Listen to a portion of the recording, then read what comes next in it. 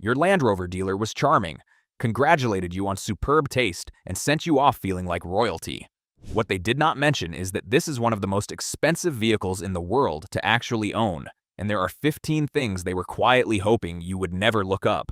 A few will save you hundreds, several could save you many thousands, and number 1 reframes everything you were told. So let us go through all 15. Number 15. Your Land Rover will depreciate harder than almost any luxury vehicle on the road, but the model you chose changes everything. Here is the brutal truth the salesperson glided past. A Range Rover can lose around 70% of its value in 5 years, worse than a Bentley, a BMW, or a Porsche Cayenne. A model that stickered near $90,000 new can sell for well under half of that a few years later. But that same savage curve is your opportunity if you read it correctly. A Defender, especially the diesel, holds its value far better, keeping close to 60% after 3 years. And a complete documented service history can add 5 to 8% to whatever you eventually sell for. So buy the model the used market actually wants, or buy someone else's depreciation a few years in and keep every receipt. Depreciation, though, is only the cost you can see coming. The dealer would much rather you never met the tool that exposes all the rest. Number 14. The most useful thing you can own is a diagnostic tool they will never recommend. A Land Rover hides an enormous amount behind the service counter, and an ordinary code reader cannot even talk to most of it. A proper Land Rover interface like the Gap tool communicates with every module in the car at the same level a dealer technician does. The air suspension, the gearbox, the anti-lock brakes, the infotainment, all of it. You can read a fault before it becomes a breakdown, clear it, and know exactly which corner or component is failing instead of paying to be told. It costs around $700 and pays for itself in 2 or 3 dealership visits avoided. Pair it with the owner forums and a good independent specialist, and you have the dealer's knowledge without the dealer's invoice. That knowledge matters most the moment you meet the maintenance myths they are still repeating, beginning with the gearbox. Number 13. The lifetime transmission fluid is a myth that wrecks gearboxes. If the dealer tells you the ZF automatic is sealed for life and never needs a fluid change, understand what lifetime really means. It means the life of the fluid in a laboratory, not the life of your gearbox. In the real world, the fluid degrades, fills with clutch debris, and stops protecting the most expensive part inside, the mechatronic unit. The fluid and filter want changing roughly every 50,000 miles, and sooner if you tow or go off-road, the very things a Land Rover is built for. A proper service runs about $500 to $900. Skip it on the dealer's advice, and a failed gearbox climbs into the thousands, often arriving as a jerky, hesitant shift and then a warning light. On the smaller models with the 9-speed automatic, that hesitation is a known complaint in its own right.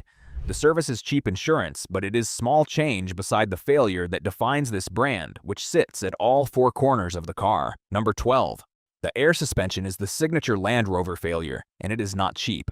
Almost every Range Rover in Discovery rides on air springs instead of steel ones, and those rubber springs dry out, crack, and start to leak somewhere between 60 and 100,000 miles. Here's the trap that turns a small problem into a big one. When a spring leaks, the compressor runs constantly trying to keep the car level, and that constant running burns the compressor out. A leaking spring that might have cost a couple of $100 becomes a $1,500 compressor failure, and a full strut replacement can run $3,000 or more.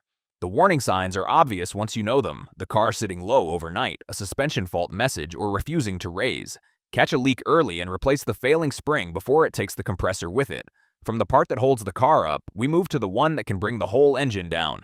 Number 11. The Ingenium timing chain can destroy your engine, and there is no recall to save you. The 2-liter Ingenium diesel, fitted to a huge range of models from 2015 onward, has a well-documented problem. Its timing chains stretch far earlier than they should, sometimes within 50 to 80,000 miles. The first warning is a metallic rattle on a cold start, and it must never be ignored, because as the chain stretches, the valve timing slips, the chain eventually jumps, and the pistons smash into the valves. Jaguar Land Rover has never recalled this, so unless you are under warranty, the bill is entirely yours. Caught at the rattle stage, the repair is around $3,000. Left to fail, you are sourcing a replacement engine for many times that. 2 things protect you. Change the oil every 8 to 10,000 miles, regardless of what the handbook says, and act on that cold start rattle the day you hear it. A stretched chain at least announces itself with a rattle. The faults waiting in the car's electronics offer no such warning. Number 10. Electrical gremlins and infotainment faults come with the badge. Land Rover's reputation for temperamental electronics is earned, and owners report a steady drip of glitches, frozen touchscreens, phantom warning lights, and modules behaving strangely for no obvious reason. A surprising number of these trace back to one humble culprit, a weak 12-volt battery struggling to feed an enormous network of electronics, which then throws faults across unrelated systems all at once. Each one looks like a separate, billable problem. Keep the software updated, have the car scanned for stored codes before small issues snowball, and replace that 12-volt battery proactively rather than chasing ghosts around the car. A great deal of Land Rover electrical drama is really just one tired battery in disguise. Speaking of things that quietly worsen with age, the fluids are working their way out of this engine as we speak. Number 9. Oil and coolant leaks are close to a certainty as the car ages. These engines develop leaks, oil weeping from the sump, the oil cooler and the timing cover, and coolant escaping from plastic cooling parts like the water pump and thermostat housing as they grow brittle. On their own, these are annoyances, but ignored they escalate. An unnoticed coolant leak can overheat the engine into head gasket territory, and chronic oil loss starves the very timing chain we just discussed. The dealer will gladly fix each leak once it appears, but rarely frames them as the near inevitabilities they are.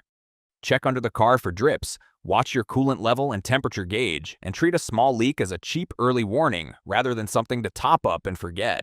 The reason these leaks and warn chains sneak up on owners ties directly to something the dealer gets wrong about servicing. Number 8. The long service intervals they recommend are quietly too long. Jaguar Land Rover's headline service schedule stretches the gap between oil changes much further than these engines comfortably tolerate, and independent specialists are blunt about it. Those long intervals are exactly what let timing chains stretch, what allows diesel fuel to dilute and thin the oil, and what gives sludge time to build in the passages that feed the tensioners. Following the book to the letter looks like responsible ownership and quietly sets up the most expensive failures on this list. Service the car more often than the schedule demands, particularly the oil, and use the correct Land Rover specification fluids every time. It costs a little more each year and saves you from a 5-figure engine bill later. If you enjoy this video, give us a thumbs up and subscribe to our channel. Now, from the engine bay, we move to where you actually lose the most money: the dealership itself. Number 7. You can service the car wherever you like, and it will not void your warranty. This is the one the dealer will never volunteer, because it takes money straight out of their service department. Under the Magnuson-Moss Warranty Act in the United States, a manufacturer cannot void your warranty just because an independent shop did the work, as long as the service follows the schedule and uses the correct approved parts and fluids.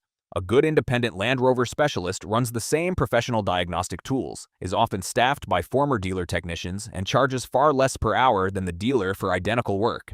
The manufacturer can only refuse a specific claim if they can prove the outside work caused that exact failure. So find a trusted British 4x4 specialist, insist on genuine specification parts and fluids, and keep every receipt.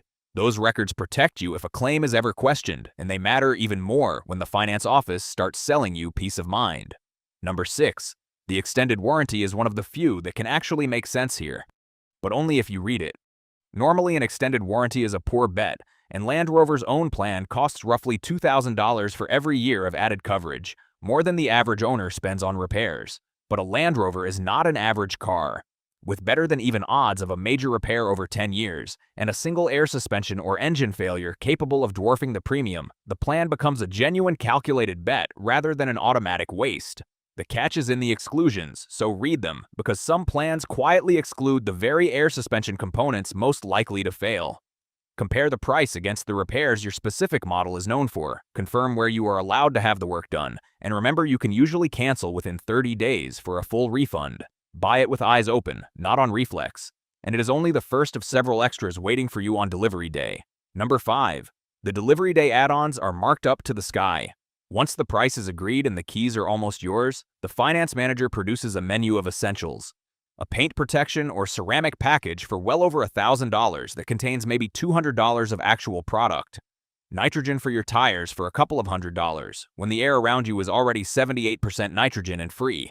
Fabric protection, paint sealant, vehicle etching, and a prepaid maintenance plan that can cost more than simply paying as you go. None of it is mandatory, however the menu is worded. Decline what you do not want without apology. And if you genuinely want a coating, a specialist detailer will do a better job for a fraction of the price. These markups are pure dealer profit dressed up as protecting your investment.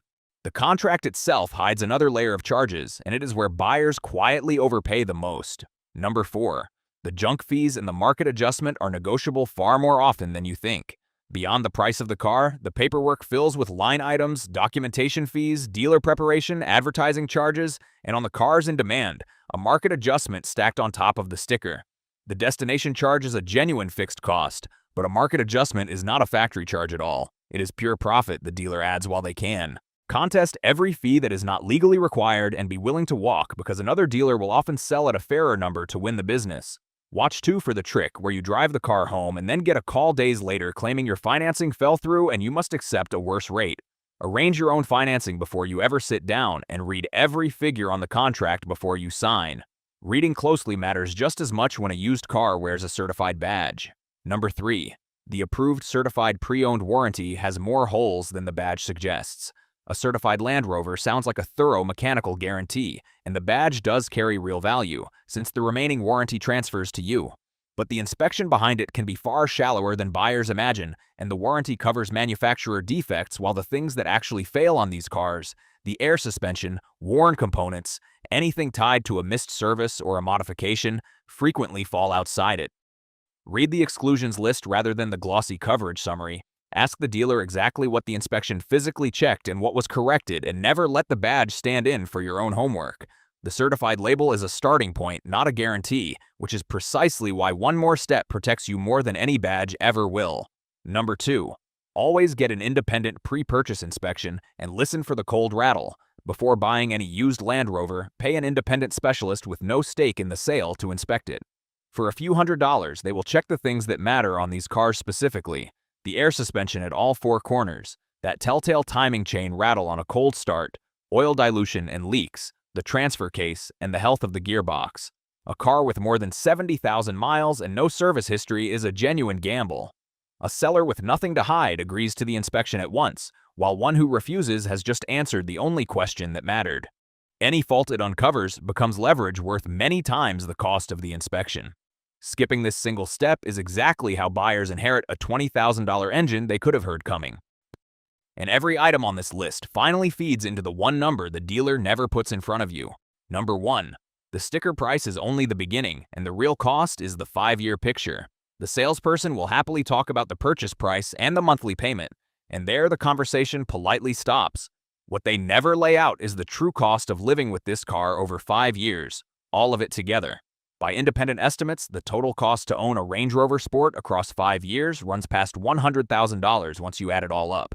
Start with depreciation, often more than half the value gone, then maintenance that averages far above a normal luxury car, then better than even odds of a major repair, the air suspension, a timing chain, a gearbox, then layer on insurance, fuel, and financing on top. Against the brochure, those running costs dwarf the headline price.